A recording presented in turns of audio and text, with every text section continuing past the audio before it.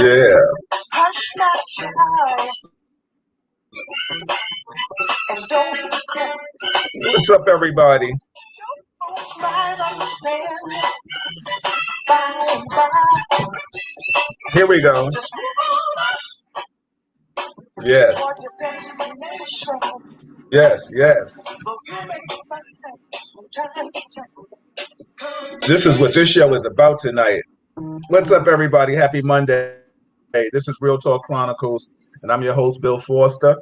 And my co-host, Al Taylor, is just popping in right now. He is coming in tardy for the party, but this is Real Talk with Al Taylor, Assemblyman Al Taylor. And tonight's show is really, first and foremost, I hope everybody had a wonderful weekend. I wish you all the positive energy. I hope you're staying safe. I know the country's opening up. You know, we could talk about COVID real quick. But tonight we have a political candidate, and he's a friend of mine, full transparency. And I'm glad that he was able to take some time out of his schedule because the elections are coming right up, and he's going to discuss that with you. Hey, and brother. His name is Sammy Ravelo. So, what's up, Al? Hey, I got myself on camera. I'm making some moves, and I don't want to be distracted visually, but I'm here hearing you. My apologies for late. Okay. I'm doing the honey-do list. I see you. So you might have to just pop in real quick and wave at people and just let them know you are here. But everybody, this is Real Talk with Assemblyman Al Taylor. And Al, for the record, we have Bronx Borough President candidate Sammy Ravelo in the building. So we can ask him some questions when you chime in. In a little bit. And yes, so everybody out there, if you're watching from YouTube, subscribe to it, send a thumb. If you're watching it from Facebook, from my page or Sammy's Facebook page, you can just push the share button and we can get right in it. So without further ado, like I said, I hope everybody had a wonderful weekend. If you look at my face and you see that it's a little swollen, it's not because Malika got mad and she swung and I couldn't duck. It's because I had some gum surgery done on my mouth today, and I didn't want to cancel Real Talk because I think it's very important that we come to you and you make sure you see exactly what we are doing.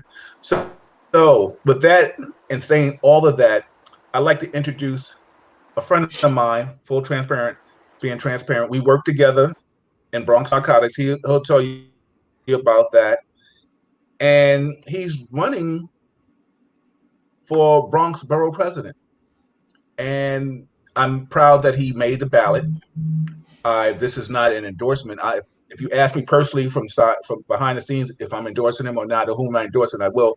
Doing this journalism stuff, I want everybody to come on here and have their own say, and I don't want anybody to feel that it's lopsided. I've always say Al Taylor may be because Al is already Assemblyman and he may feel what he feels, but it's okay. Tony Castillo is in the building. What's up, Teresa? Tony Herbert is in the building, my brother. Tony, I would like you to come on too. I'm also extending this olive branch to anybody running for office. You are more than welcome to come on with Assemblyman Al Taylor or me or any of my guests, and tell people why you should be elected to office. Well, with that saying, all of that, I want to introduce my friend. Right now, he's a politician. He was a law enforcement officer, Sammy Ravelo. So, Sammy, please introduce yourself and tell everybody about your background before we get into a Q&A. Mm-hmm. Well, first and foremost, Billy, thank you for having me. Say hi to Malika, and Assemblyman, thank you for being here. I appreciate it, and taking the time. I'm Sammy Ravelo, like Billy said, just a little brief story about me. And by the way, I know, Tony, you mentioned Tony Herbert is on the house. You definitely have to have him on. If he can join us today, it will be even greater. But Tony's a great man. So who's Sammy Ravelo? I migrated here from the Dominican Republic when I was 16 years old, and right here to the Bronx. After graduating high school in Walton High School, I joined the military, went to the first Gulf War. When I decided to come back, I actually was offered a really nice job in the Navy Yards in Long Beach when I after my service, but I decided to come back here, joined Bronx Community College. After Bronx Community College, that's when I enrolled in the NYPD, and 25 years later, I'm finding myself running for office. In between then, in Bronx Community College, I was involved in student government. That's the extent of my political involvement. I was in student government. I was a center in student government, and in Bronx Community College when Roscoe Brown, a Tuskegee Airman, was the president of, and he was the one that, believe it or not, he was the president of Bronx Community College. He was the one that got me. He said, "There's some political stuff in you, Sammy," because we fought him on certain fronts as student government, trying to, defend the student body. In the NYPD, I served. I worked in narcotics. I worked in vice. I worked in counterterrorism. I did fugitive enforcement division, and I retired as the special operations lieutenant in the 46th precinct. And why am I running? I am running because right now what we see is the career politicians, specifically in the Bronx, what they do is they jump from chair to chair to chair. The Bronx has been the poorest borough, the poorest county the last 55 years. And the politicians will keep telling us they're going to fix education, which is my number one issue. They're going to fix housing, which is my second issue. But right now, what we see is that the reversal of the public safety and all the gains that we did throughout the last 20-something years here in the Bronx. And, violent crime is up close to historic highs. So all those things combined, and on top of the fact that COVID has resulted in the loss of thousands of jobs here in the Bronx. I believe that I am best suited to be the voice of the Bronx, and it doesn't have to be a career politician. So those are few of the reasons. Obviously, there's a lot of work to be done in the Bronx. Full disclosure, the Bronx doesn't have any legislative powers. Bronx Borough Presidency doesn't have any legislative. I'm sure the Assemblyman knows that. So what you really are is you are an ambassador to the borough, to the county. And I believe that I could be the best ambassador. We have 2 council members running for Bronx Borough President. There are 2 council people that have been, one has been in the councilman for 12 years. The other one have been for council person for 8 years. And the district themselves have not changed. We have we had a state assemblywoman, great. By the way, all these folks are great people, and they cannot answer the question that I wanted to know before I decided to run. Why are we always last in the Bronx, and why do we accept it? Why are we last in education? Why are we last in housing? Why are we last in healthcare outcomes? And what? Had they provided me those answers, then I would have said yeah. But right now, like I said, we need new voices, and I'm hoping to be that voice. I don't have any strings attached. I don't have any political tail, like they say in Spanish. So I am the one person that, if elected, I owe nothing to anybody. So I'm hoping to be the next Borough president come July 22nd. Wow, awesome introduction, and like I said, definitely congratulations on making the ballot. You can discuss that if you want to in yes, well, process. But everybody, hold on, Sammy. I just want to tell anybody out there, if you have questions for the candidate hopeful, please chime him in. This is Sammy here telling you why he should be the borough president of the Bronx. So please, all my Bronx residents out there, speak up, say something to him. This is your time. You can actually have real talk with Sammy via me. Tony Castillo, Tony, our fellow narco person, he said, "Good luck, Sammy." Thank you, Tony. What's up, Ray? I see you in the building. Mark is in the building. My man Mark Rose said, "Good luck." Tony Herbert said, "Definitely June 22nd, Sammy." So, Sammy, I don't know if anybody else has questions for you. Al, if you have any questions, please just let me know, and I'll let you ask Sammy any questions. Definitely, this politics situation better than I do. So go. So, Sammy, we know right now crime is at an all-time rate in the city. It's disgusting. I'm fed up. Uh, you know, like lawlessness is the Bronx is worse than Manhattan. And I'm getting the numbers, and I'm sure you're getting the numbers because you're in this position, and I know Al knows this too. Um, what would be some strategies that you would, if you get elected, that you would ask the mayor to implement in the Bronx or just the city alone, but especially the Bronx? Well, for one, I would definitely bring the anti-crime teams back. And I know that is a point of controversy for a lot of folks, and I get it. I understand. You know, the demographics in the police department are not the same from when me and you first came on, Bill. You know, and I get it. But what we need to do is, I think we need to have a strategy of de-escalation with our crime guys, but they're definitely needed. Especially when, we see that people are arming themselves at a rapid rate. And these guns are pointed at kids that look like me and you, Bill. If they were pointed at somebody else, I would be like, whoa, wait a minute. And I see it every day. I'm going to give you one piece of data that you are probably going to probably understand, because, you were in the same situation that I've been. Shooting victims have gone up 276%. Say this again, 276%. The shootings have gone up in the Bronx. This is just the Bronx, all right? Brooklyn, they have their own separate issues.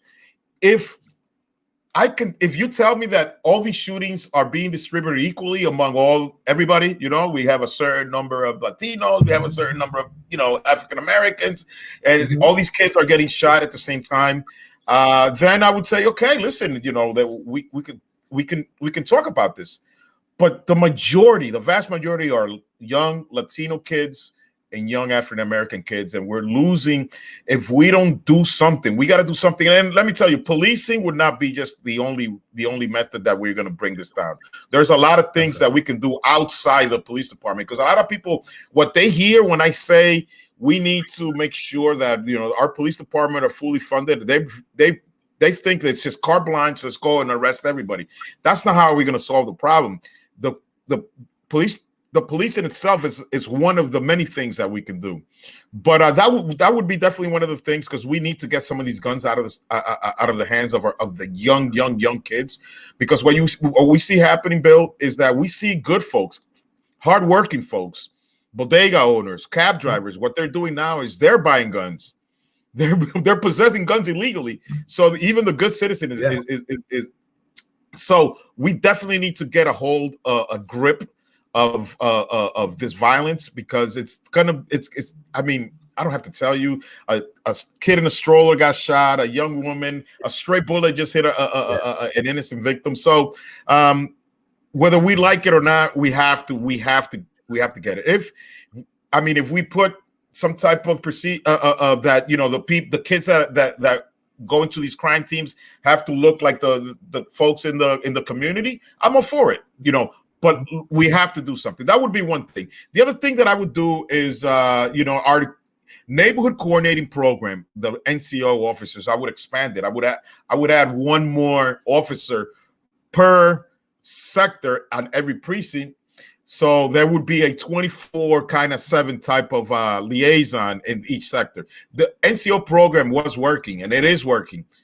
We just need to beef it up a little more, because they are the eyes and ears in the community right now. And I'm happy to say that I implemented the NCO program in the 4-6 when we chose the first officers. And there's a lot more that we could do there with neighborhood coordinating program. So those would be two things that I would sit down with the police commissioner, the mayor, and tell them, based on my experience, which has been in the street pretty much my whole career, except when I was in IB.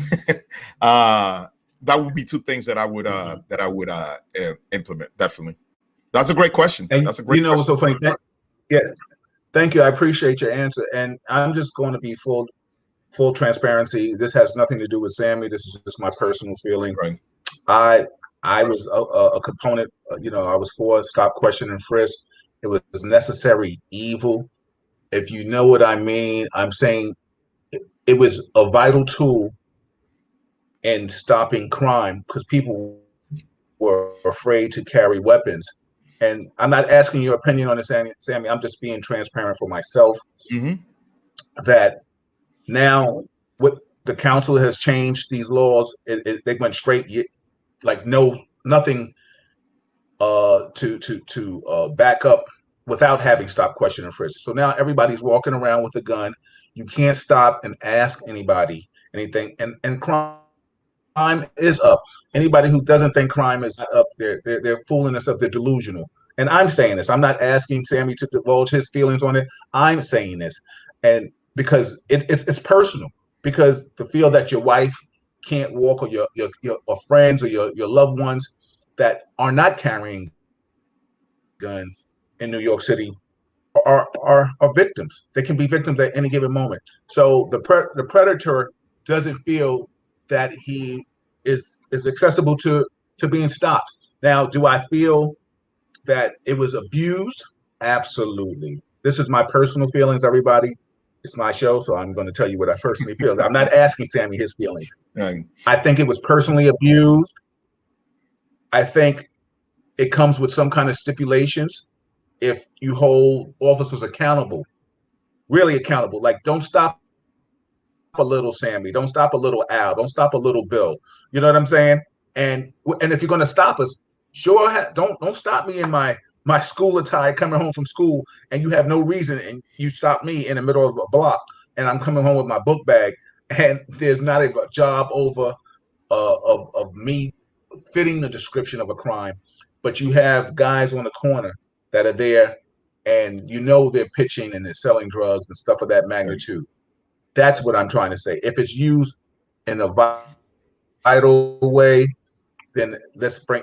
I'm personally, I'm saying I am for that. But we know that people have just taken it away, and now this is what you're getting, and that's the sad part about this.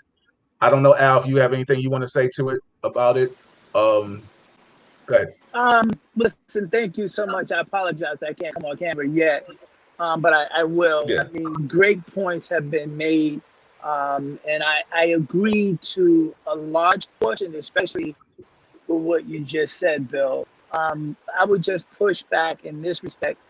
I don't think the onus should have been on the legislators to come up with how do you reinvent this. I think that should have been done by law enforcement, because to your point, if you used it even-handedly the right way, then our job is not to be the police, but it's also not to hinder, but to make sure we're getting a fair assessment.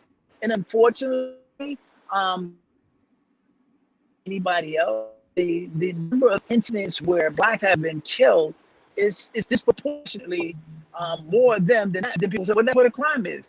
But when we look at the egregious ways that people have been killed, you have to imagine that there is going to be some pushback. So the big secret on the block, if you would, is the guys on the corner are smarter than the cops. And this is what the cops are saying, because they know their rights. And I think there's a difference between policing and public safety. So I think what Bill, what I heard you say was, and this is my interpretation, is that there are people that are set upon that should not have been engaged. And I think that's what the courts are trying to say. Or if you're doing that, then make sure you're doing it evenly across the system, so that you don't get a disproportionate number of Black and browns versus whites. And the MOs, and I was stopped and frisked in the middle of the day at 3 o'clock in the afternoon. I was suited down on my way to pick up my citation, but the captain of that precinct didn't know me. He'd been in the district every bit of 2 or 3 days. I'm like, are you serious? And I'm one of the hardest working community guys out here. And this was maybe in 2010, 29, I can't remember. But 3 o'clock on a sunny May afternoon, I'm on my way to get my master's degree. And I got these guys frisking me in the middle of the street in my neighborhood, straight up. And they said, well, you look like this guy. I'm like, really? Come on, man. And those are the type of things that annoy the hell out of folks. You have to think the man's game. My military police training and my experience of being older led me to do things that my son gets busted. And Al, you know what's so funny? Just because he wasn't thinking. I agree with you on that. Excuse me. Huh? No, go ahead. No, continue. I'm sorry, I interjected. Go ahead. I apologize. Yeah. So what I did was I just said, okay, listen. I told him who I was. Police Commissioner Kelly's religious advisory or something like that I was on at that time. And I said, I'd be more than happy to show you my identification. I'm chief of staff for the Assemblyman. With your permission, may I get it? It's in my back right pocket. Slowly reach my right hand to get my ID. He stepped into me. It was like in a 45-degree angle. If you've been in the military, your feet are angle. So he stepped in between and he immediately shut my space down. So I stopped moving because the guy behind me was going to get aggressive. Why? Because he stepped into my space in the midst of me moving, and I didn't need to have a tussle in the middle of the street, whether I was right or wrong. So my position was, absolutely. What do you want to do here, Al? You want to crank it up or you want to educate this guy? He was a Latino. So I said, this is what we're going to do. Yes. What's his name came after him? My apologies. He was an Irish guy. I won't say his name, but 2 days later, no, the next day, I was sitting in his office and he ran the 33rd precinct. He was the new commander, not even there a week. And I came in with the Assemblyman, not the big bones with him, but it was already on the schedule to meet the new commander of that precinct. And so his face dropped when I walked in the door. And he had the audacity to say to me back and forth in discussion, well, we can rough you up.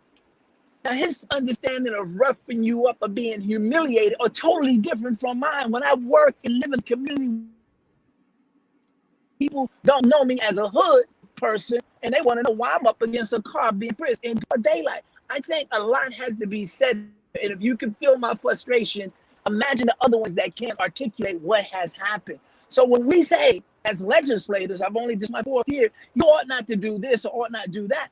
It's not our job, I don't think, to come, this is what you can do. I think you have to get smart enough and use all the resources, whether it's more money or less money. What are we giving you to use that to make this thing make sense? Because if not, there's always going to be an issue of us against them. And I work my ass off making sure that I create harmony in my community between legislators, between community people, and 5-0.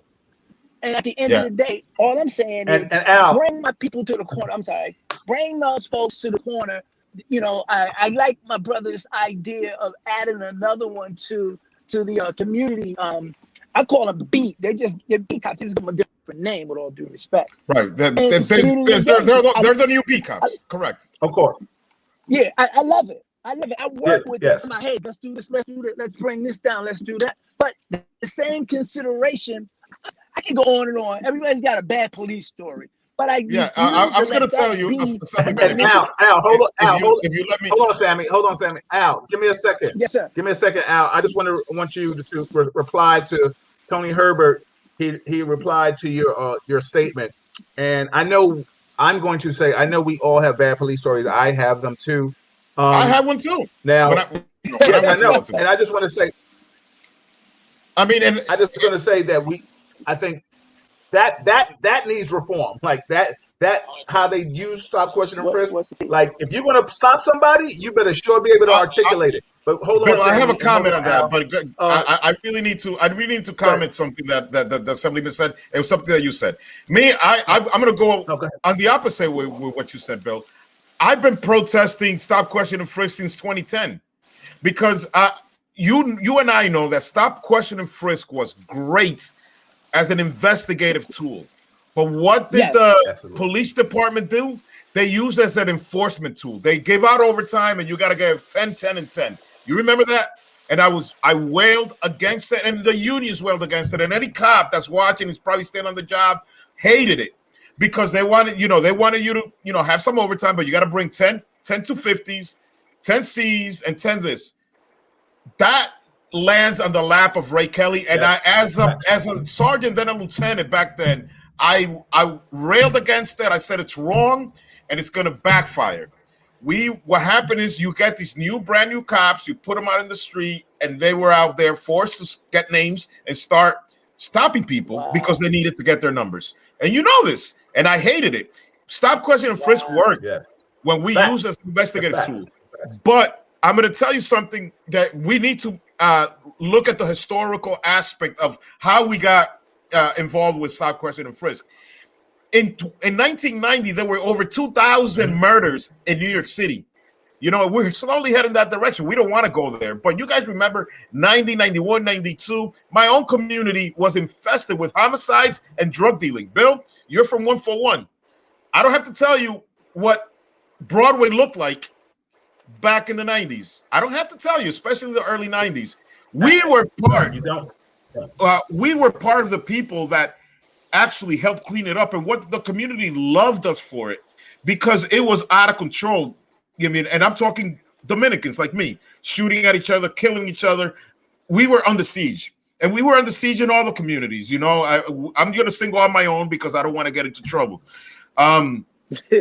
We were under siege. What happens is that every time you take something too far, and then the legislature has to get involved, they go way the other way.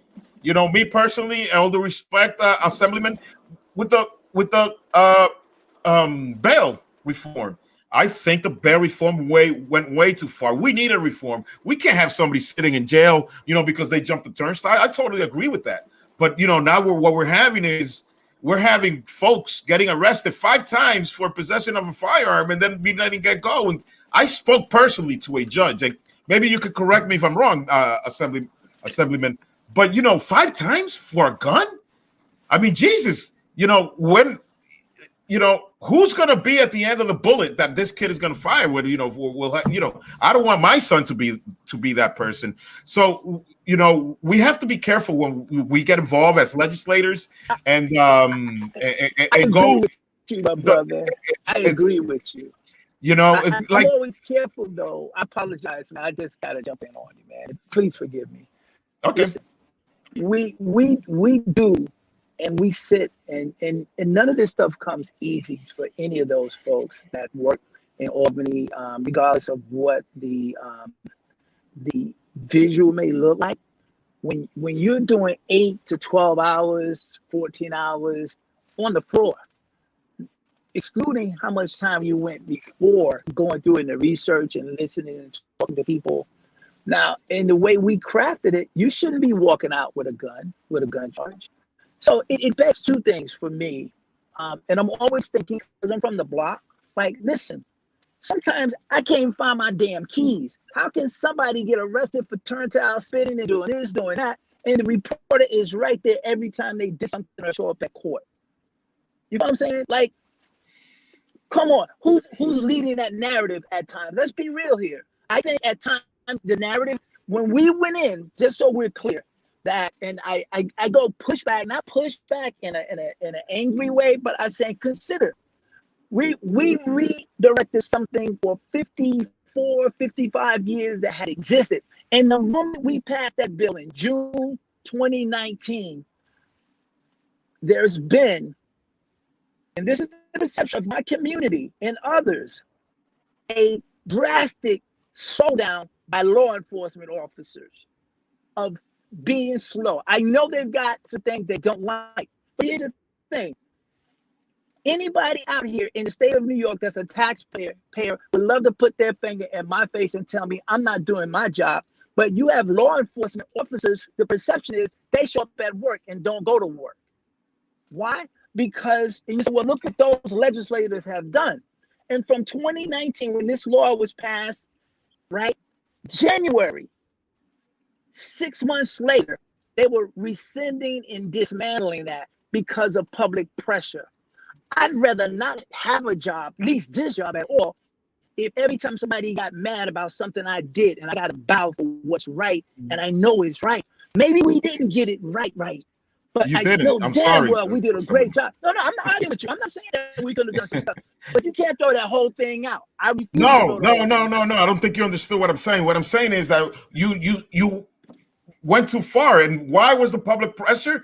Because folks were getting let go and they're committing crimes. Listen, I was in the NYPD for 25 years, and you Honorable Assemblyman, you know the streets probably better than me. I'm not, you know, and I'm not being trying to No.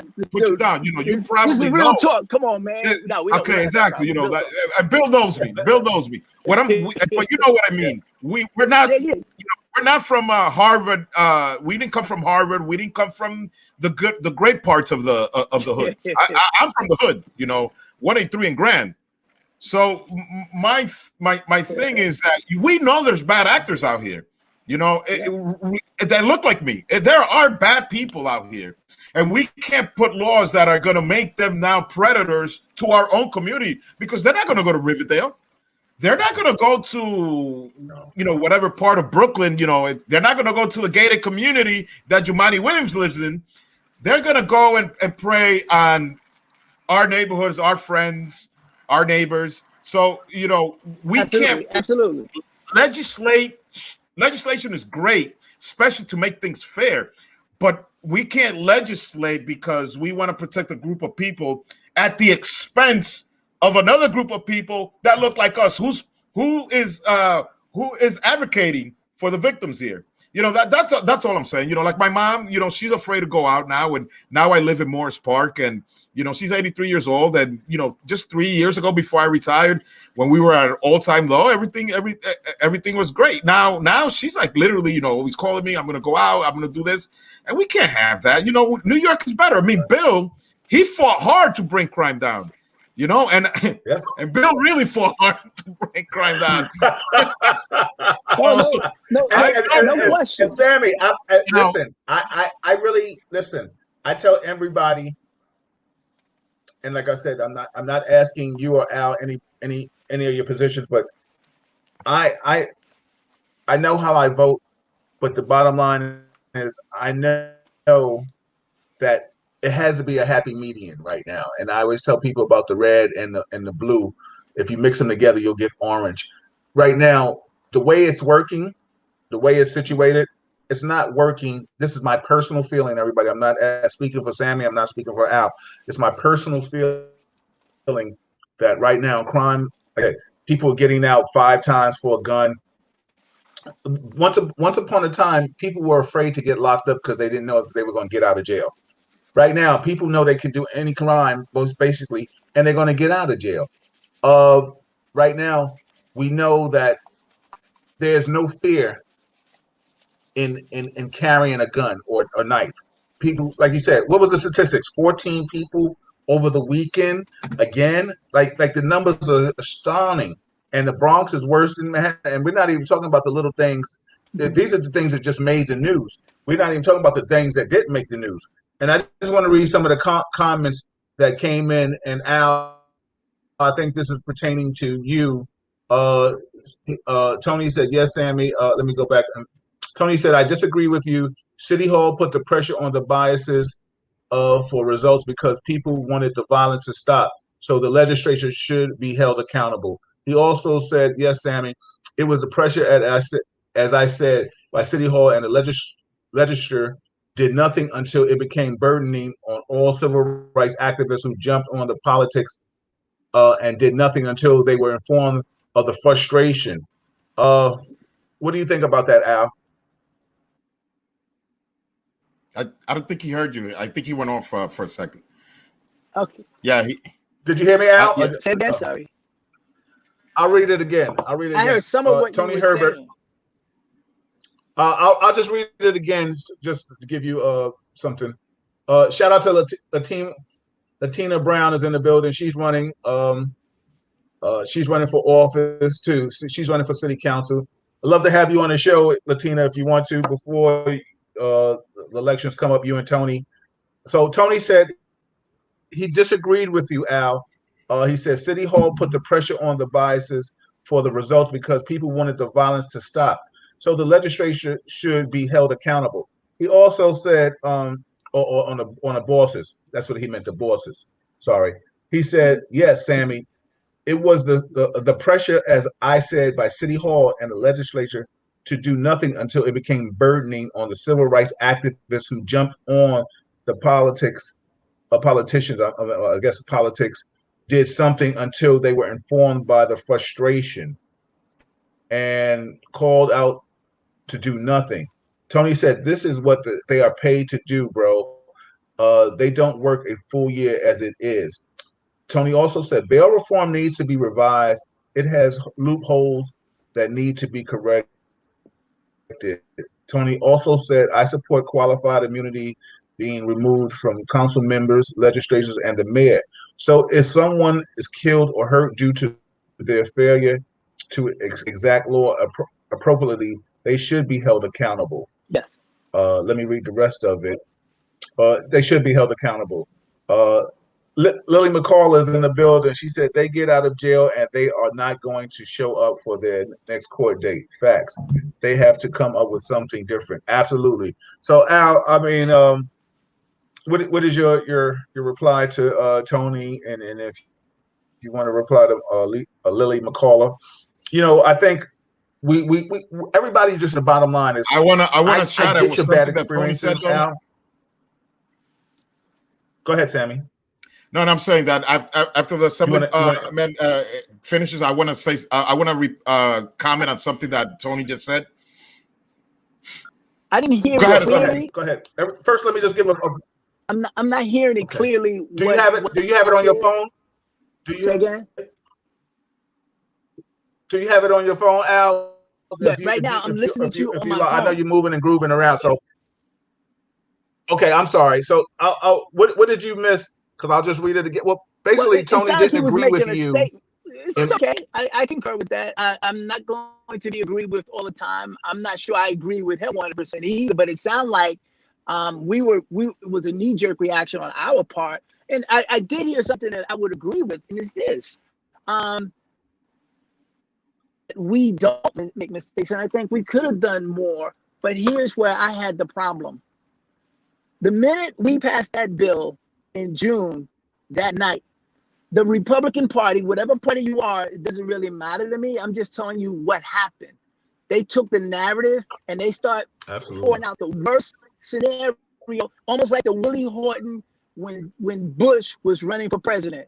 They made a black man the most scariest person in the world for white folks, and they start churning that narrative, and they do that very well. So you start running fear. I get it. I got it. So when you get to January, there may have been 7,000 cases in the state of New York.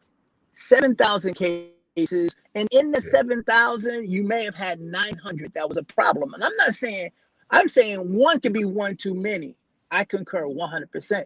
But when you look at the language and the amount of time, folks are running to dismantle things so fast. Some of my colleagues, I was like, really, dude? Really? Don't throw it all out. Fix it, and don't fix it out of fear. Fix it because it's the right thing to do. So I concur. I think I am with some of that done it better, and we can still do it better. But don't run because someone's going to vote you out of office. So there was a bill that we just did a couple of weeks ago, and it said that, and this is what it was. In unemployment, New York State paid $74 billion out for unemployment for people during this pandemic season. There were a population of people that got no benefits, no help, no nothing, no unemployment, no food stamp, no nothing.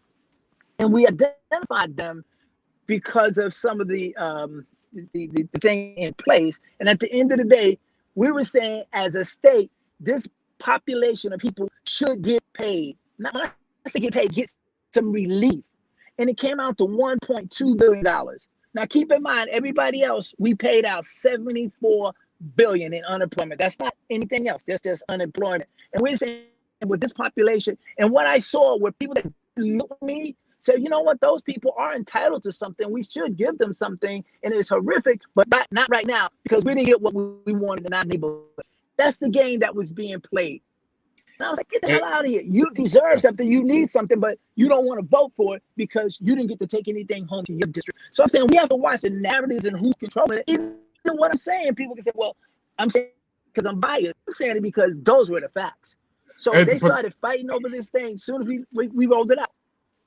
Yeah, well, that you go to my point. You know, politicians play politics even with their own constituents.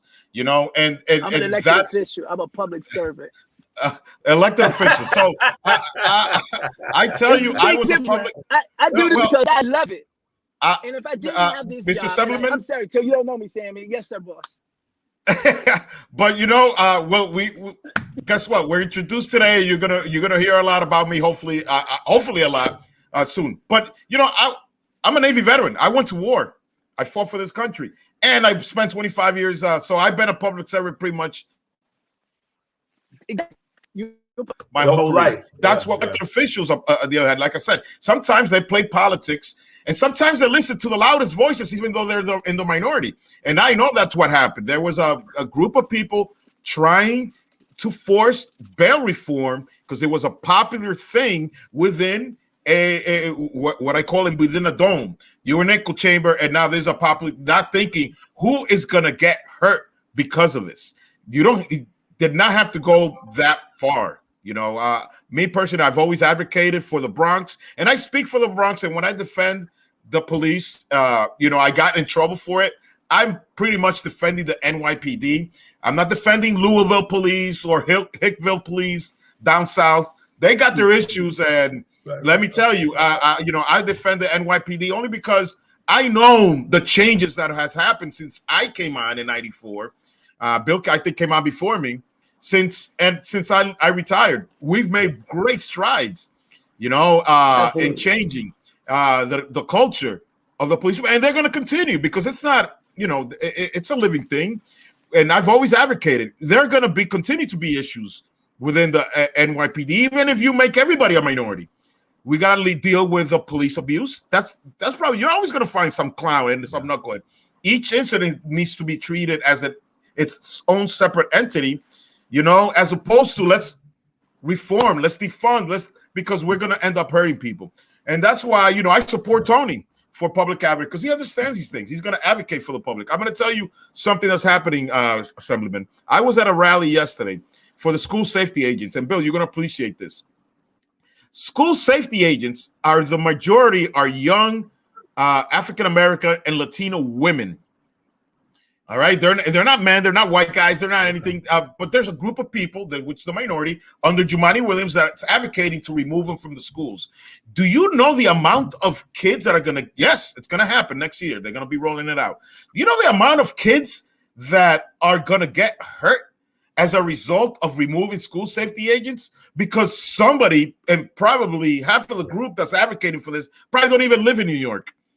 Are advocating for us to remove the school safety agents. I was at a rally yesterday, and I can tell you there was not there was 3 white people there, but every single agent was a minority person saying, don't do this. There were parents there saying, listen, don't do this.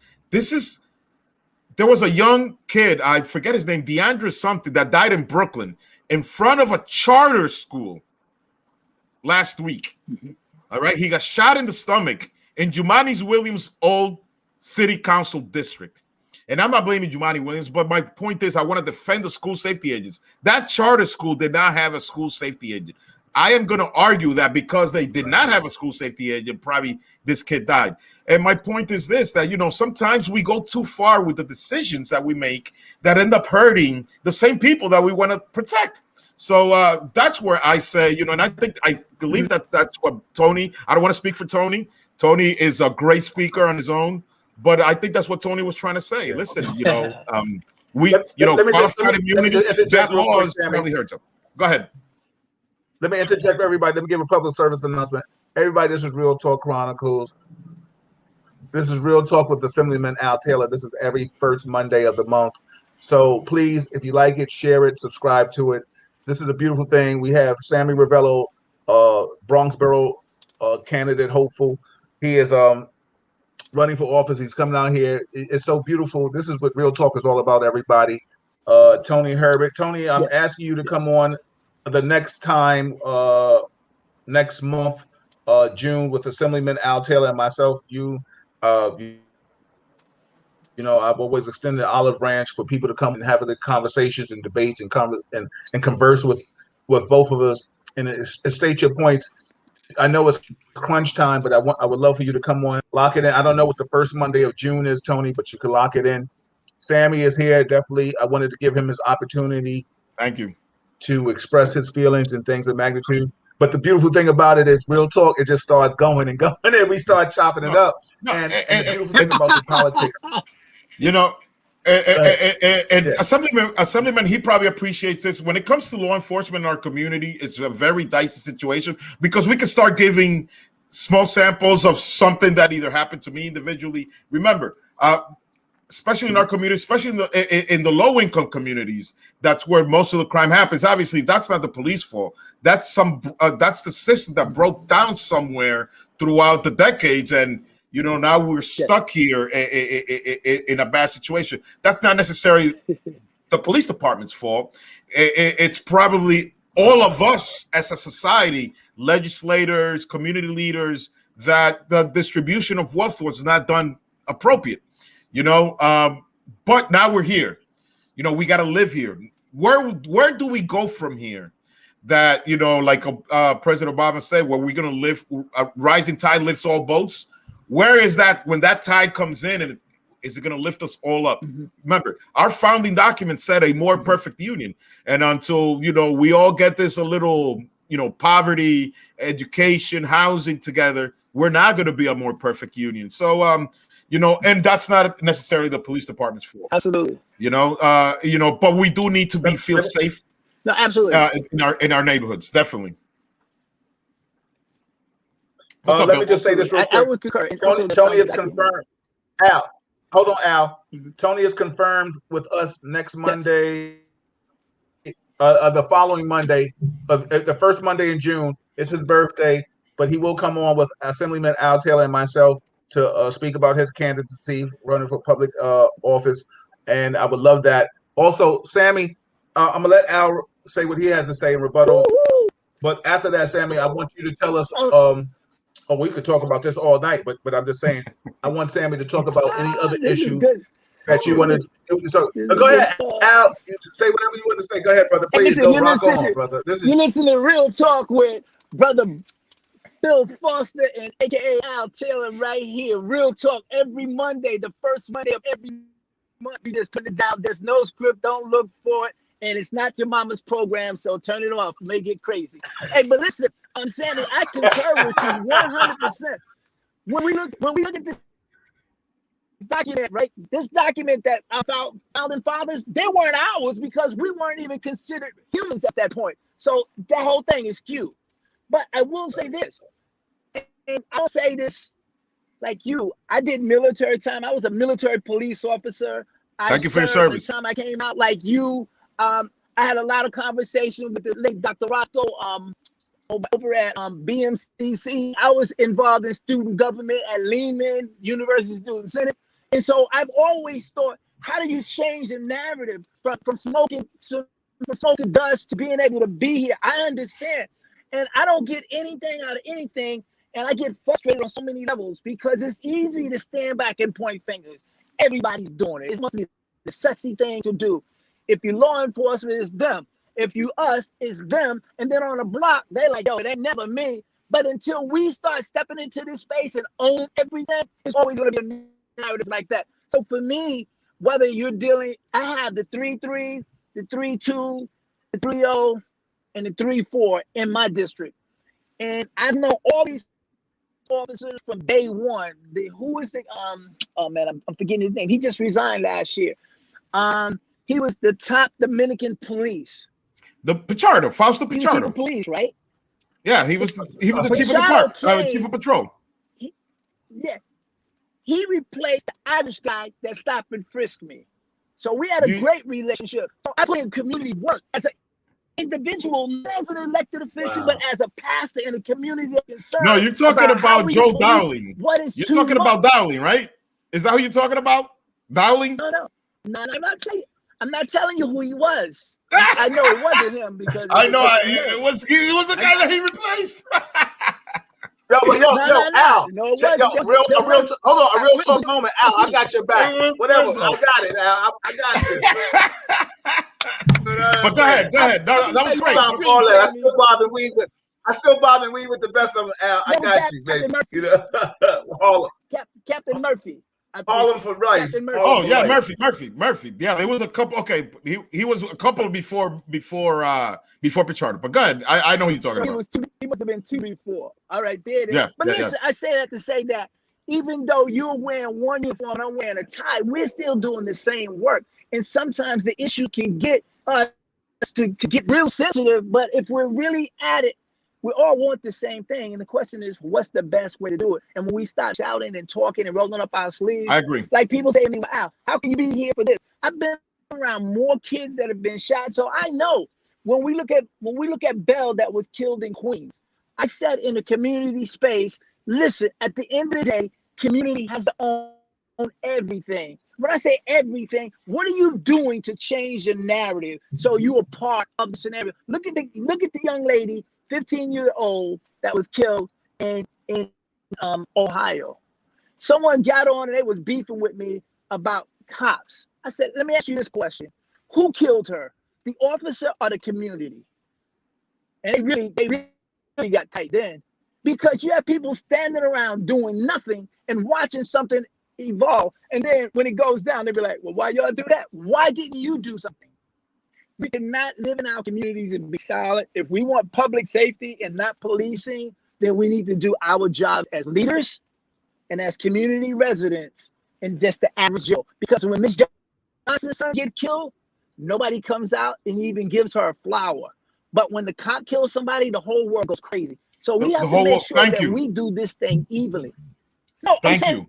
I give it up both ends. I'm with it. But we got to own it. And at the same time, we have to own our communities. I want us to be respectful to you guys when they're out there. And I want you guys to be respectful to us when you come in our community. And that's what I'm looking for, the happy medium. I'm going to give you one tidbit, because you had a very few politicians, especially the ones running against me, speak that way. I'm not a politician. I tell you, there has been 125 people shot in the Bronx year to date. There was only 55 last year. Each one of these people, each one of these people has a name, has a family. You know, that's what I want to tell people. And you are 100% right. You know, why is it that the white communities, their kids grow up respecting and loving the police? Why is that? And in our communities, we look at the police with disdain. Oh, you know, even at home, you know, hey, you keep on doing that, I'm going to call the cops on you. Like, we're unconsciously, we're already telling our kids, you know, listen, the cops are bad people. I know we do it because, we don't, and Bill probably has witnessed this, you know. That's a real talk. That's a real talk moment right there. What you just said. That's a real talk moment right there. That's a real talk. It's real talk. Right there. It's real talk. Listen, I don't defend the police on a blanket. I know I get accused of that. You know, when somebody screws up, they screwed up. It is what it is. I worked in internal affairs for 2.5 years. So I know. But for us to demonize the NYPD guys, you know, because like I said, if people mention Ohio or mention Hicksville or mention some, you know, Hick police department, I can't do nothing for you. I don't know what they do. I know when I was in Warrants, I would go out there, and there are some good old boys still out there. So, you know, I'm not gonna, but I know the NYPD and the surrounding. Let me interject for a second, Sammy. They're great guys. Let me interject for 1 second. Hold on, Sammy. Let me interject. You said something so important that, like you said, you and I think me knowing you this, you said you don't defend the Hickvilles and the other small towns or the towns that have a lot of racial overtones and stuff like that. You defend NYPD. So basically, what you're saying, and correct me if I'm wrong, I think you're saying this, and I understand it. You're defending your family. NYPD is your family. You're not you can't speak for somebody else's household. You're just speaking for your household. Is that what you're basically saying? Correct me if I'm wrong. That's Okay. I'm pretty much I defend the institution that I know has gone a long way to yes, and that's what I'm change trying to say. I its behavior. think You you're know, defending your family. Yes. yeah. Well, Yes, you know, sort of. You know, I don't want to go that far as call them family, even though a lot of those guys are my family. But it's the right thing. Though I know that they have gone a long, long way to changing from what the police department was. And you know, you were with me. So if you want to call them family, I guess that's a good description. All right, I guess you're right. Well, I'm just saying family because you're saying the only reason why I said family before we go on to another that's topic, a good. and the only reason why I said family is because you said you can't talk about any other police departments. I can't. You're talking about New York City. So a lot of times we do, and I can. This is where I will speak up for law enforcement in this aspect. A lot of times, New York City is glumped in and clumped in with what happens in other cities and other rural towns and other cities and places like that. So I just thought you were speaking up for New York. And when you defend New York, because you just said you don't speak for other places, you just can speak for New York. Family is a strong word because sometimes families don't love each other. We all know that.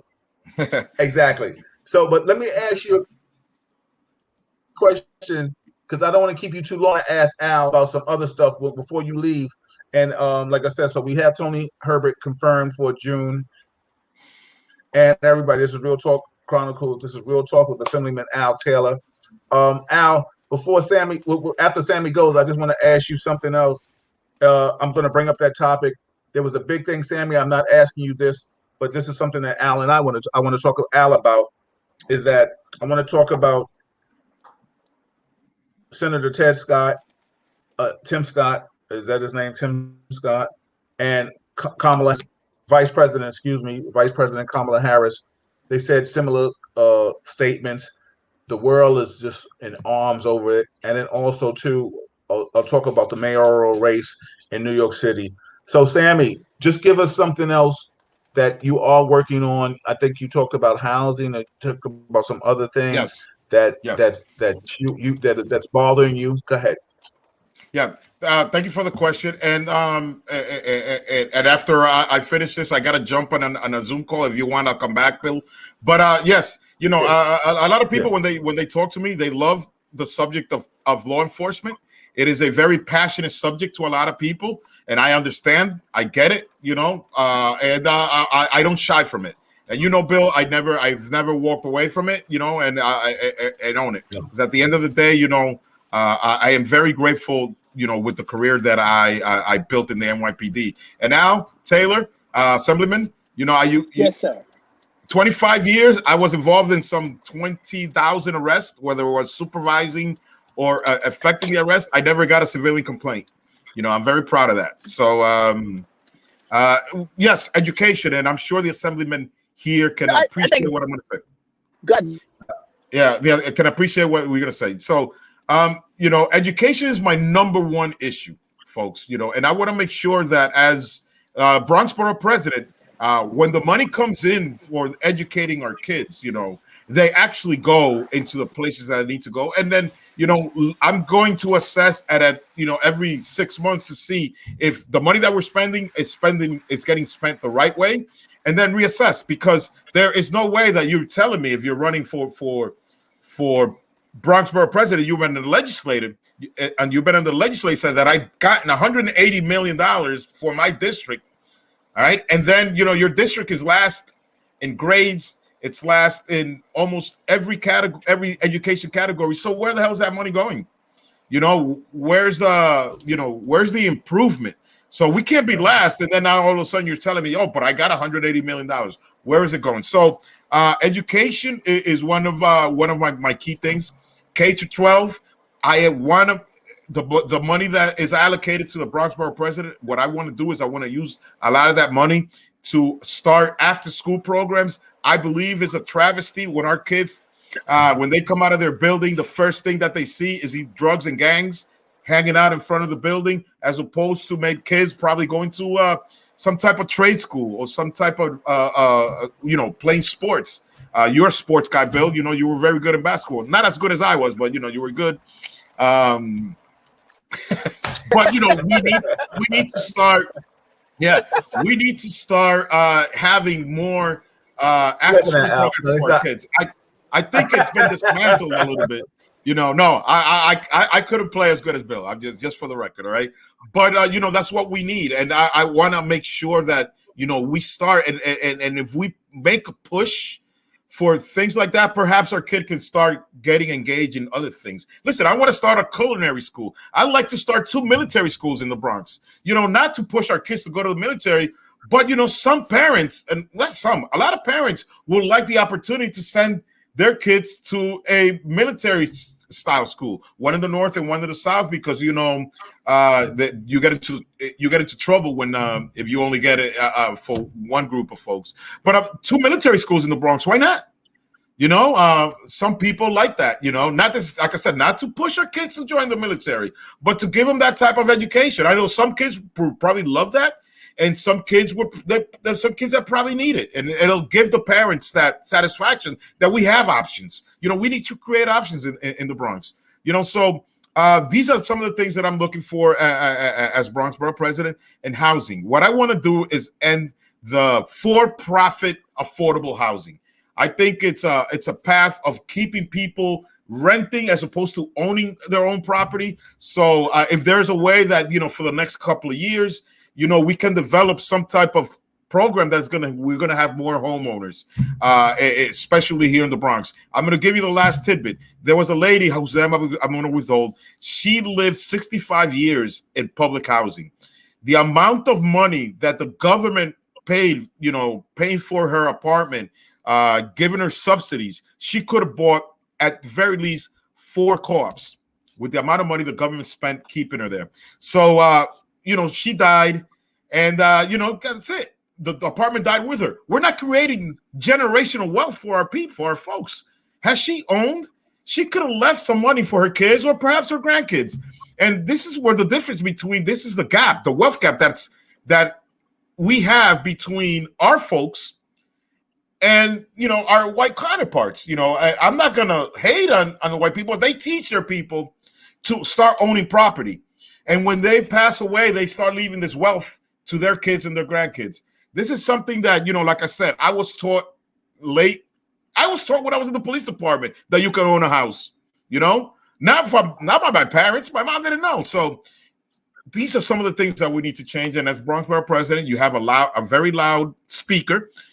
These are the things that I would advocate for all our people. Sammy, I appreciate you so much. Thank you so much, everybody. This is Bronx Borough President candidate Sammy Ravelo. I will admit he is a friend of mine, so I'm glad that I was able to have access to him.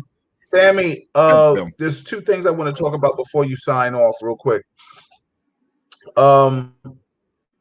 Please, you experienced COVID. I want you to give the people, the listening audience, some insight into what you feel about taking the vaccine. And then also, because you divulged something to me about you were glad that you took the vaccine, because if you didn't, there might have been a little bit more severe situation going on with that. And also, too, if people want to donate to your campaign or anything of that magnitude, how do they reach you and how do they find you? Everybody, this is Sammy Ravelo. I wanted him to come on the show to express his candidacy. I was very happy that my friend is doing his thing. And Sammy, who are you running against right now? Who's in the race? All right, so I'm gonna answer the questions in order so I can wrap up the whole thing. So yes, yes. I had COVID. I took the first dose of Moderna. I was supposed to be 2 doses. You take the first dose, and then 30 days later you get the second dose. When I got the first dose, I got a little sick, and then a week later, I got COVID.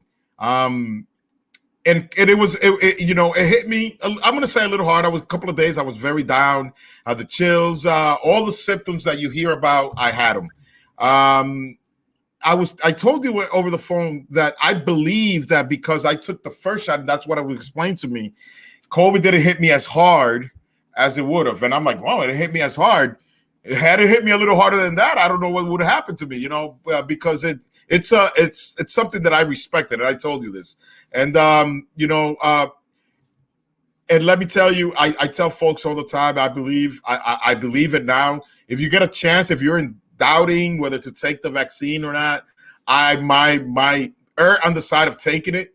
It's does probably, and they telling you this, it's probably not going to prevent you from getting COVID. It's probably going to prevent you from getting it as hard. All right. Yes, I am running for Bronx Borough President. I am one of 5 candidates running.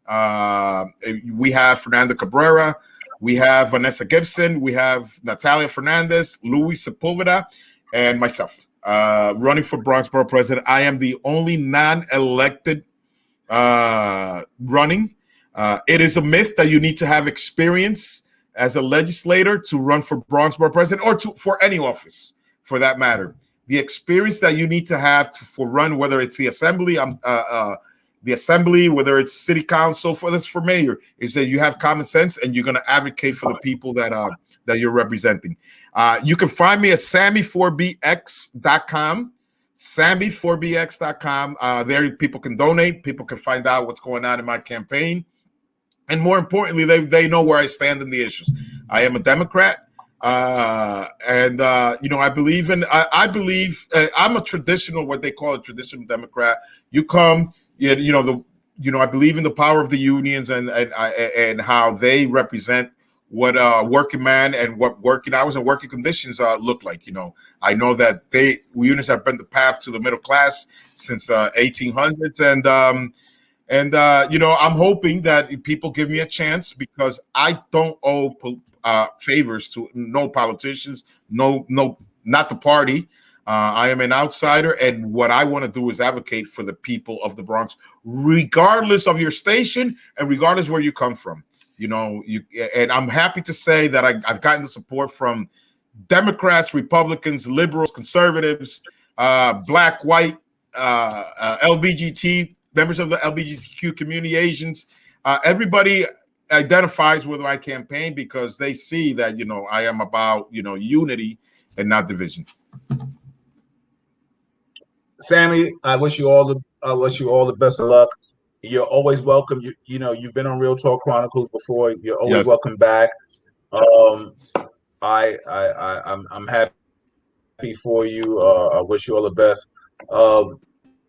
Before Assemblyman Al Taylor, before you want to say anything to Sammy before he goes? You and I have something else to converse about. Al, so do you want to say anything to Sammy? Hey, Bill? Al? Yeah. Are you there? Yeah. Yes. Okay. My signal was going in and out. Sammy, I wish you all the success and super great chatting with you, and thank you for your service as well. Delightful conversation, man. I enjoyed it. Nothing but real talk right here with Bill Foster and Al Taylor. First absolutely. Every month. This is what we do. Forget the script. Bring it. Thank you, Assemblyman. We'll chop it up some other time. All right, we'll get together probably for lunch or something. All right, brother. For sure. I'm looking forward to it, man. God bless you, and thank you, Bill. Have fun. Lots of love for you, brother. Love, appreciate you. Thank you. Right now, thank you. That's Sammy Ravelo, everybody. He's candidate for Bronx Borough President. This is Real Talk Chronicles with Assemblyman Al Taylor. This is Real Talk with Assemblyman Al Taylor every Monday, the first Monday of the month. This is what we do. This is Real Talk. We popping it off. With that being said, Assemblyman, I need to ask you a question right now. Before we have 2 things I want to discuss with you about, and I need your input on. Right now, Scott Stringer you endorsed Scott Stringer. He is under a lot of scrutiny for what to resign, to step down. Exactly. Allegations of sexual abuse and stuff like that. There are certain politicians that have denounced him. Yes. What is your take right now on that situation? Well, I think the victim is more of importance than the issue of whether someone steps out and say, "I denounce you." You know what? I was quoted in the Times a couple of days ago on the matter, and I firmly believe that anyone that believes that they've been assaulted, made to feel uncomfortable, you have to respect that straight out the box. And they have a voice, and their voice must be heard, whether you agree with it or not. They must be heard. Whether the person's out, it doesn't matter if you don't believe you felt that way because of something that you did. If they're telling you this is how I feel, this is what happened, then you have to give them some space and allow that to be looked into. And that's the short of what I had to say regarding him. I've not spoken to Scott. I think sometimes, no disrespect to anybody, I think we need to get out and make a statement.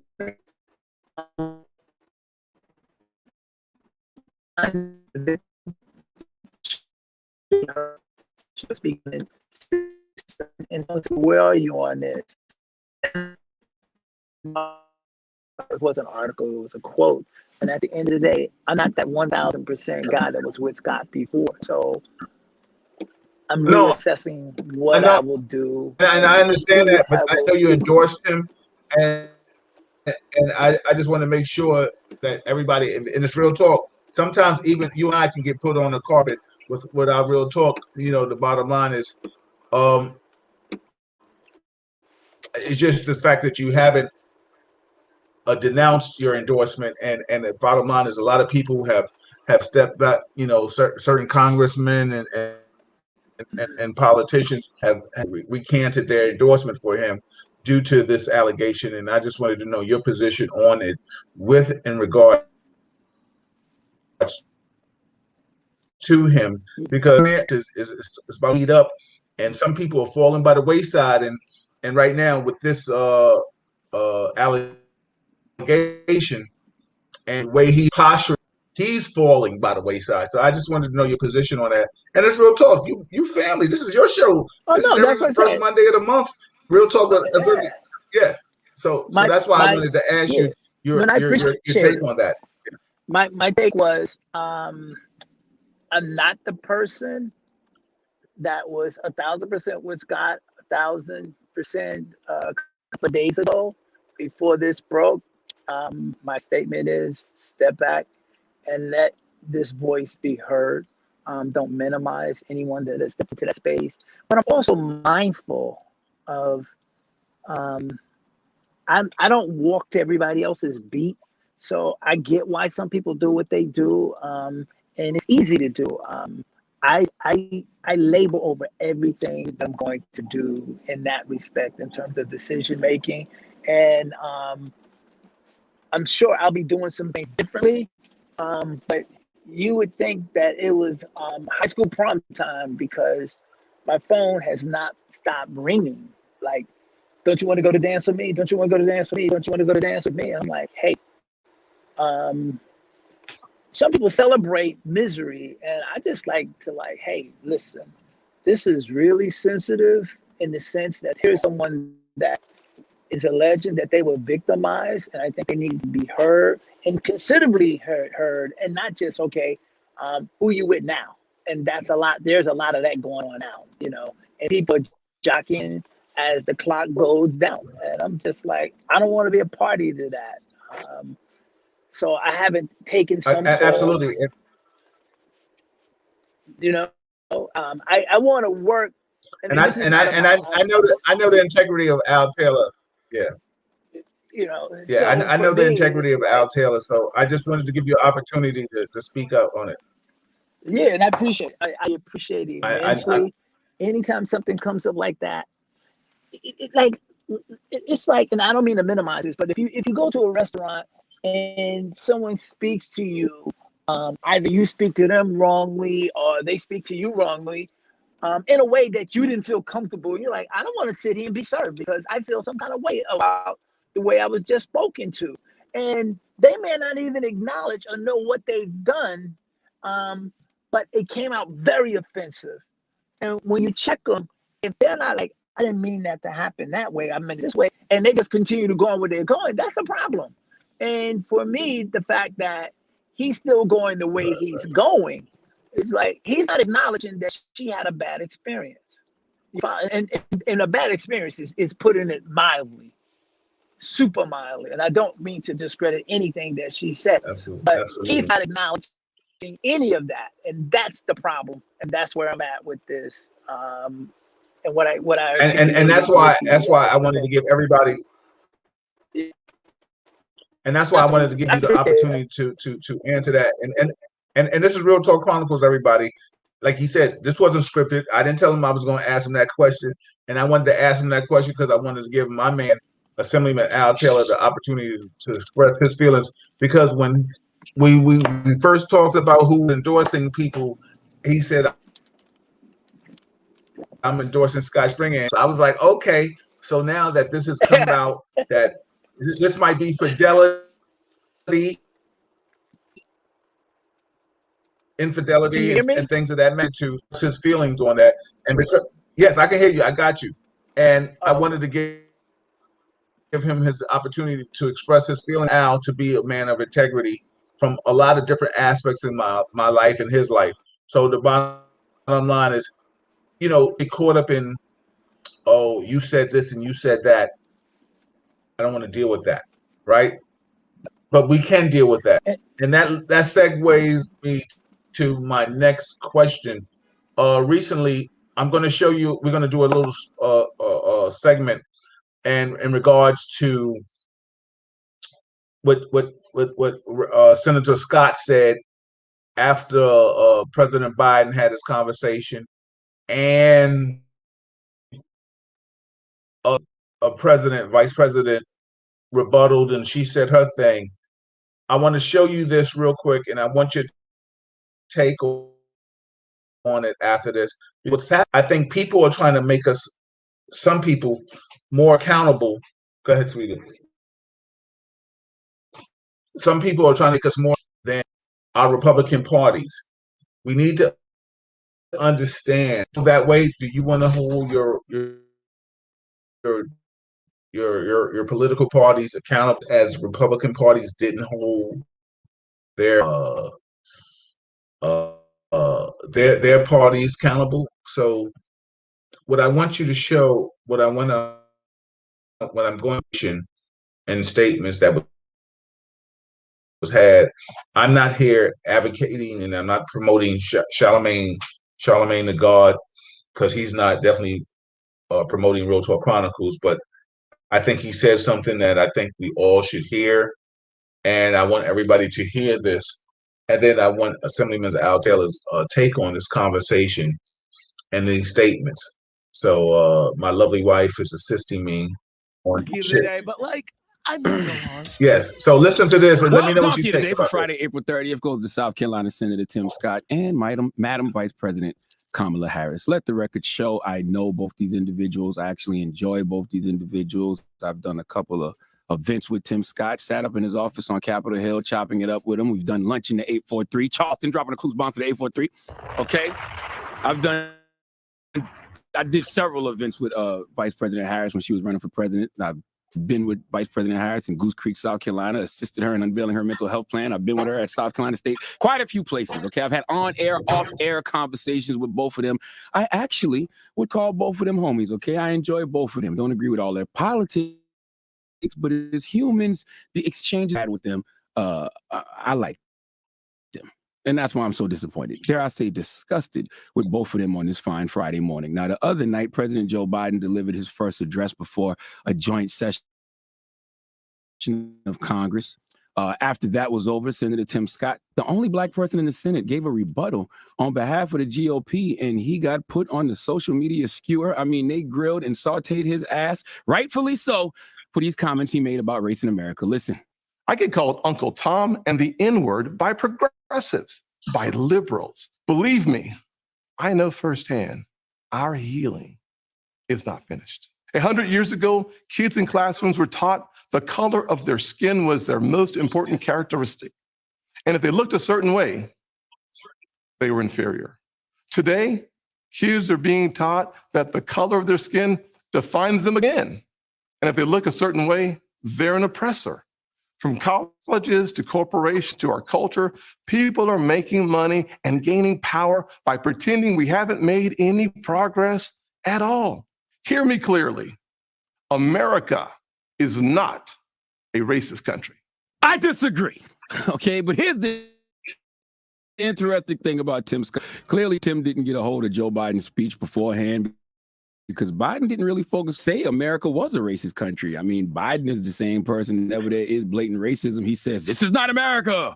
I mean, but he didn't really focus on race in his speech. About an hour and some change into his speech, he spoke briefly about the depth of to rebuild trust between law enforcement and the people they serve. And Biden did say he wants to root out systemic racism in our criminal justice system, but that's about it. So for Tim Scott to take his ass on TV and tell all these white people that America is not a racist is a slap in the face to all of us in the lower caste system. Tim, your West African ancestors who came through Gadsden's Wharf in Charleston, South Carolina are rolling over in their shallow graves. Tim Scott said kids are being taught that the color of their skin defines them again. Tim, when did it stop? Okay. When has there been a time in America when people have not been defined by the color of their skin? Tim, you said progressives call you the N-word. You know why they call you the N-word? For no other reason than the color of your skin. I mean, it almost feels like discussing slavery, Jim Crow segregation, mass incarceration, the war on drugs, all the data and research that have extensively documented the ways in which Black people are underrepresented in everything that matters and overrepresented in everything that's wrong. Are the extensive data that documents the different treatment Blacks experience, than whites? It feels like even saying, okay, it's racial disparities in America in wealth, education, employment, homeownership, healthcare, incarceration, and it's all because of America's original race and slavery. But Tim, you know that. You just on TV trying to appease Republican white voters. And that is exactly what our Madam Vice President Kamala Harris did yesterday, too, when she said virtually the same thing when she was asked about Tim Scott's comments on Good Morning America. Listen. Well, first of all, no, I don't think America is a racist country, but we also do have to speak truth about the history of racism in our country and its existence today. And I applaud the president for always having the ability and the courage, frankly, to speak the truth about it. He spoke what we know from the intelligence community. One of the greatest threats to our national security is domestic terrorism manifested by white supremacists. And so these are issues. It does not help to heal our country, to unify us as a people, to ignore the realities of that. And the idea is that we want to unify the country, but not without speaking truth and requiring accountability as appropriate. Well, if you speak in truth, you can't start off by saying America is not a racist country, Vice President Harris. In my mind, I'm like, who on Vice President Harris's comms team is asleep at the wheel? I mean, you saw Tim Scott get barbecued for those same comments on social media. So if the VP, who is a woman of color, is doing interviews the next day, she's probably going to be asked about this. The one thing a comms team should have prepped her on is VP Harris, whatever you do, don't say America is not a racist country. But I can't even really blame the comms team for this. No person of color who is not a tool for white supremacy. When you Black, the answer to is America a racist country should be one answer. And you should channel your inner Little John when you say it. Yeah! That's it. And this is what disgusts me about this. I've had conversations with Vice President Harris. Well, not Vice President Harris, Senator Harris.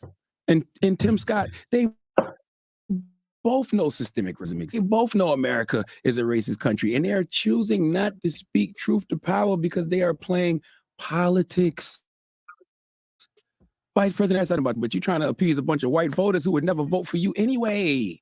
I will never understand why Democrats continue to seek the support of a group of people who would rather vote the hierarchy and the caste system than to vote for what's right. Okay, trust me, Democrats, there are enough good white people in this country who are not racist, who are not bigots, who are not white nationalists, who will support y'all in every election. And if you do right by the oppressed and marginalized and stop voter suppression, you will always have a big enough tent to win elections. Okay, did we not prove that with President Barack Obama? Did we not? So with that being said, let me try to come out of this. Al, what's your take on that?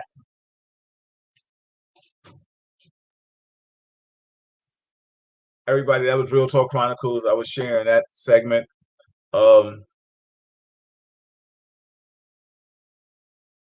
Matt McCoy said racism in America, original sin, and is still a major part of its fabric. Wow. Yeah, Al, can you hear me now? Yeah, I can hear you. I apologize. Are you hearing me? Hey, I Bill, can you got you hear right me? now. What was your take on that? Yes, I got you. Okay. It's breaking here and there. So could you repeat your question? What did I think about this? Yes, did you see what I just showed? Yeah. I got most of it. Most of it. All I would say I Okay. got 90% of it. What's your take on that? Okay, what's your take on that? Because a lot of times people are holding Democrats accountable for what the vice president said, and I don't remember a lot of people holding um, the president accountable for certain things. It's almost like they want us to be super woke against the vice president, but they selective memory when it came to when the hypocrisy of the president 45. What's your take on that? Just give me your insight on this, please. Oh, you know, Bill, it's kind of like sometimes before the pandemic, you go to family and you have a Thanksgiving dinner. And after you've eaten and you're sitting around and people get comfortable and they start talking, you try to stay off the politics and the religion because somewhere in that conversation it's going to go south and everybody's not going to feel as lovey-dovey as they were before the turkey was carved. That's reality. And when you look at that on a bigger scale, one, he nailed my man. The commentator, I didn't catch his name, but dude, he nailed it. He called it exactly as it was when he described this guy. Yes. There's no racism in America, dude. Are you serious? They must have done something to his plate so he doesn't get pulled over or something. He may have had that black person pulled over experience because, I mean, come on, man. Did he bump his head somewhere? Are they giving him that much damn money? I don't know. I don't know what side of the track he grew up on, but I would dispute everything he said. He out of his damn mind. That's my opinion. Now, some other folks of that party persuasion may say, well, he nailed that right, and I concur with him 1,000%. And I think it really matters what narrative you're coming from.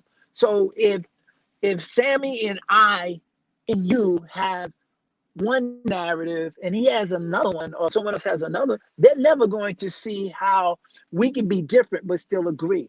They're just gonna, I don't want to have anything to do with those people. Just leave them alone over there. So he spoke to some people. Maybe he would speak to his base. I don't know. I can't believe that's some stepping fast stuff, man. I just can't believe he said that, but he did. But I don't What know do you that think any one about what the vice party is better president than. said? I didn't catch that part. I think I caught What what I did? caught from the Oh, okay, you president missed was that part. yeah. I got something that talked about the piece I heard was, and I remember it because I caught it that night. I think was building relationships between police and community or something along those lines. I may be taking it out of context, but that's kind of where it was. And he mentioned the Floyd Act. Was that it? Right. Well, basically, she was just trying to. I took it as she was just establishing that there has been racism in the country. She's trying to say she was saying that the world is not a racist place. It's just that racism has occurred. Excuse me. But some other you know conversation that she put out there. But it seems like people have. Let me just ask you this question. It seems like people. I call it super woke because I find it from our own people that they're shooting darts at the vice president for things that she said or she didn't do or whatever the case may be. And I'm like, I don't remember you taking shots at 45. So I don't understand why our own people are I say the word super woke. Like, oh, wait a minute, you said this. Like, I'm going to hold you accountable for this. Why didn't you do this? Like, what's your take on that? Are you experiencing that with people of color in politics, that they are holding us or them?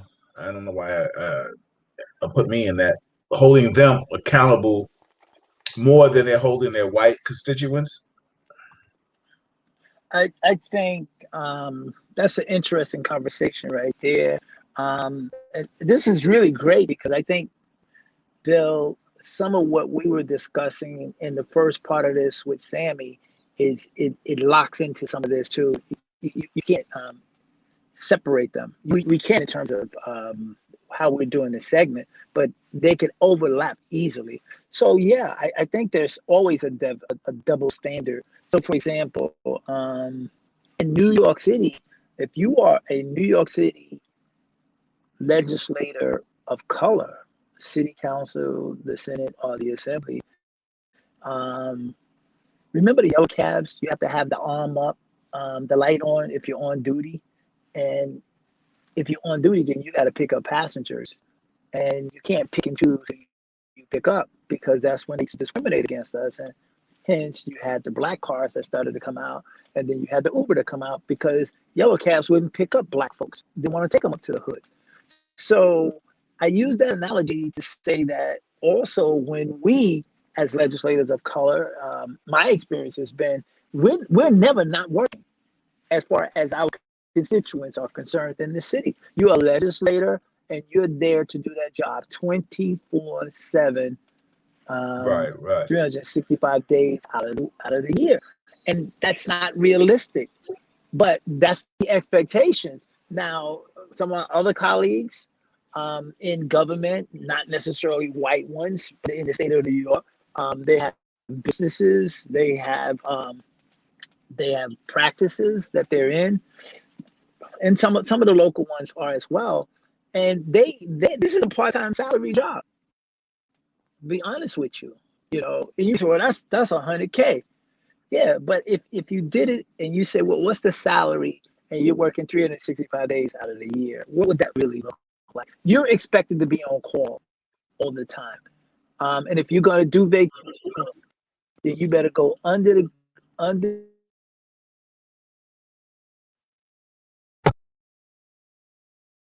I think I lost you a little bit. Everybody, I got you back.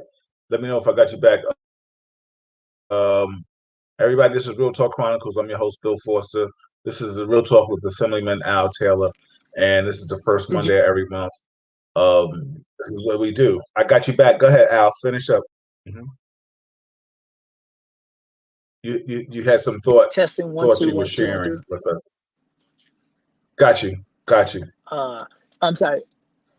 Did you get it? Got you.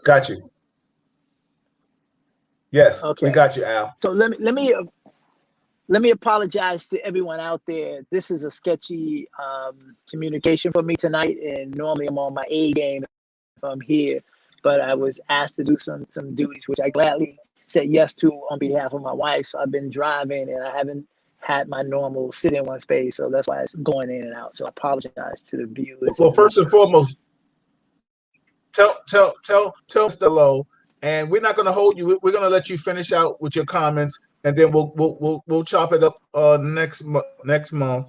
And the beautiful thing is Assemblyman Al Taylor. He's always ready to converse with any of you. If you put something in the chats, he'll talk to you, and if not, you got him every month, the first month. And one day I'm going to get all the Real Talk hosts together, and we're going to have a real sit down, open forum. But I just want to thank President Bronx Borough President, candidate hopeful Sammy Ravelo for chiming in with us. Next month we have Tony Herbert coming in, and I just want to thank my co-host Assemblyman Al Taylor all the time. He's on the grind and he's doing what he has to do. but he made sure that he held up his responsibilities. So Al, just finish with your last comments, and then just give us some positive affirmation before you get out of here, and we'll let you go, brother. I don't want to hold you too long. So much.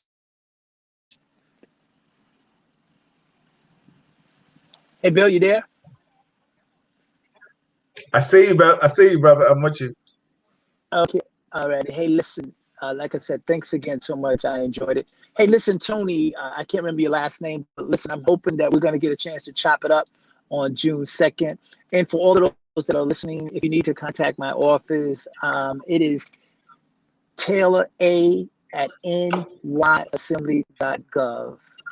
Taylor A at nyassembly.gov. I am a state employee. I'm a public servant. I'm not a politician in that sense. I'm a guy that like to work. I'm not afraid of the hard work, and we may not always agree, but we don't have to be disagreeable because there's plenty of work to do. And if what I've been called to do isn't what you've been called to do, let's figure out how we can bring our resources together and do what we need to do for the great part of our community. You've been listening to my brother Bill Foster and Al Taylor here on Real Talk. That's what we do. Malika, I know this wouldn't happen without you. So super kudos, because I know she's somewhere in the background. Blessings to that beautiful black princess of yours, man. And as of yours too. Please tell my sister I said hello. Do what I you do, definitely brother. will. Travel safe. We'll talk during the week. Love you guys. I'll definitely speak to you tomorrow, AM and AM. Everybody, that's Assemblyman Al Hey, Taylor. Give him some love. I'll talk to you later. Drive bless you. safe. Be Bless you. careful. Okay? Thank you so much. Bless you all. Thank you, All Bill. right. All right. All right. Everybody, that was Assemblyman Al Taylor. This is Real Talk with Assemblyman Al Taylor. The first there every month. I'm your host, Bill Foster. Big shout out to Sammy Ravelo for being a part of it tonight. Bronx Borough hopeful candidate. Did you like what you hear? Did you like what you heard? If you go for it. Next month coming up, we have Tony Herbert. Latina Brown was in the building. I want to bring her on too. I would love for her to speak about her candidacy for city council in the Bronx. Shout out Billy Council, William Allen, and all these individuals that are running for office that have been on this show. Listen, a politician that wants to be on it, Eric Adams, that has been on this show too. This is Real Talk.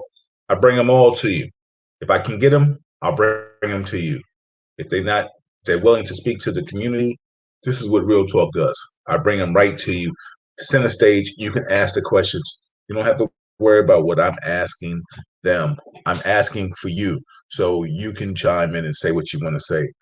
My man Mark, shout out. He said, Bill, I think our community, at least some still consider vice president as not one of us. Groupthink can hurt us. She gave her opinion. Yes, we know the country has been and still are practicing racist views.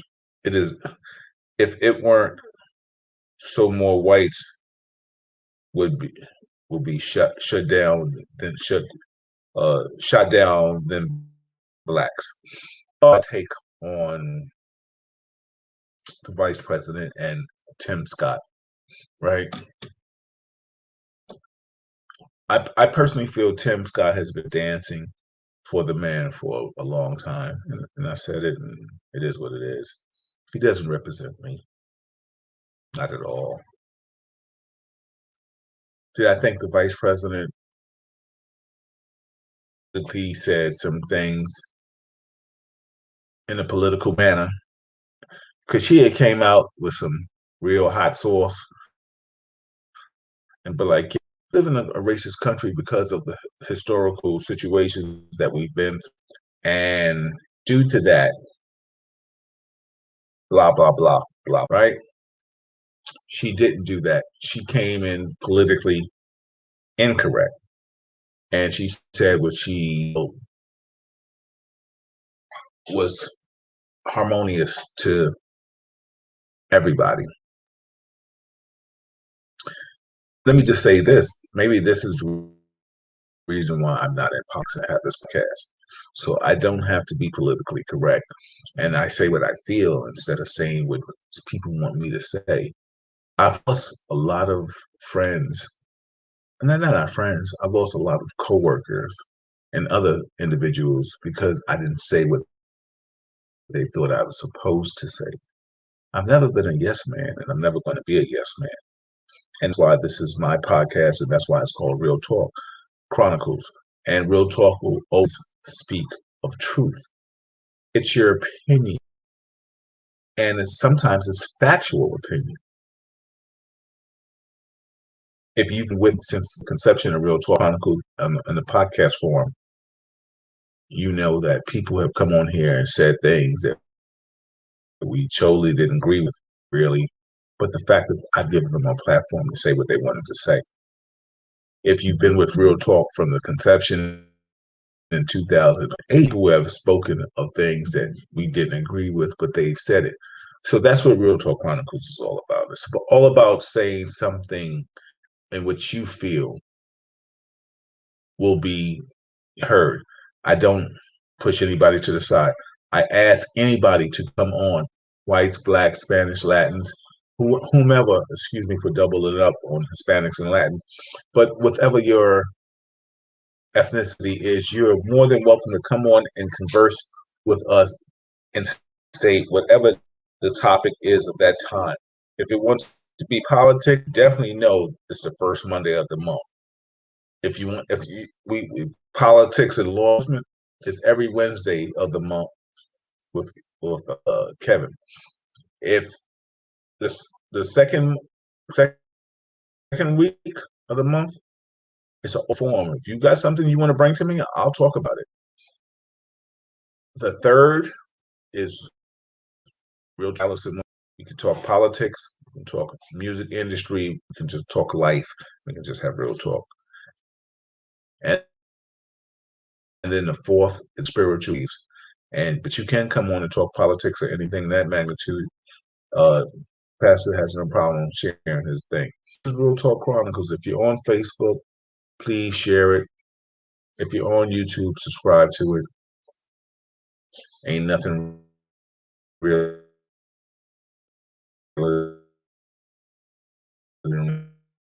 I mean, agree. You may not